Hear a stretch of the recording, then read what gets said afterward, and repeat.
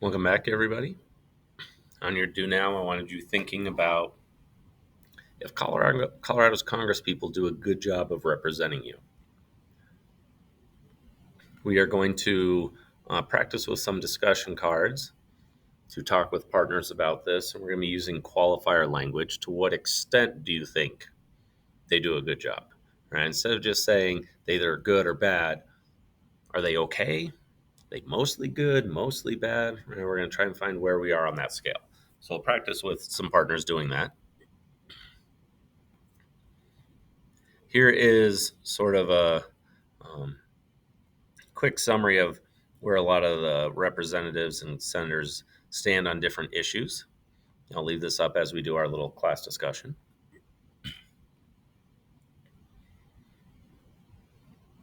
Our goal today is to talk about the executive branch and really focus in on the president's role.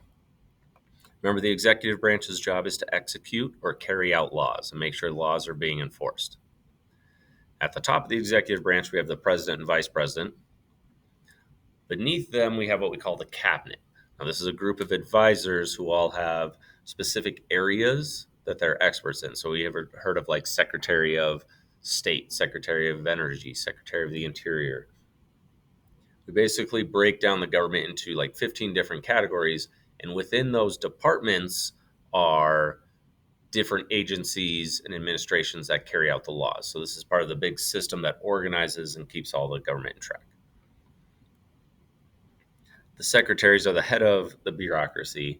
The president's the head of that.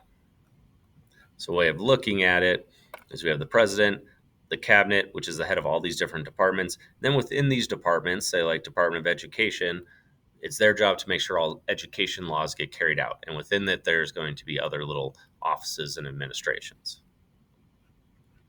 Like I said, our goal today is to talk about the president. The president serves 4-year terms. With 2-term limits. So they could only get elected president twice. Now, if they were like vice president and took over with only like a year left, they could still have 2 more terms, but most of them are going to be limited to 8 years as president. They're the chief administrator, so they administer all the bureaucracy, chief executive, and making sure all the laws get enforced. They're also commander in chief of the military, head of the army. To be elected president, you must be a natural born citizen, meaning you have to be born an American, either have American parents or been born on American soil. If you were an immigrant who got their citizenship later in life, you are not allowed to be president.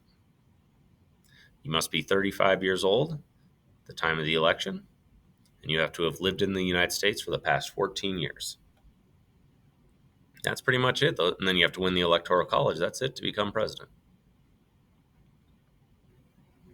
So the president carries out the laws. They have to give State of the Union speeches to Congress and let them know what's going on. They have to win the Electoral College. We got a video that'll explain the role of the president. If you want to pause this video. Here are the results of the most recent election. Well, obviously, we got one coming up. The goal is to win as many states as possible. The popular vote would be good. You're very likely to win if you win the popular vote, but what you have to do is win the states.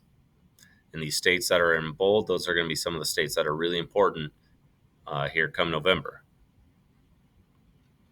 Our goal today is we're going to play a game called Executive Command. I'll open this up to a Pear Deck. You can open this link. You're going to be the president. You're going to have to try and accomplish things as the president.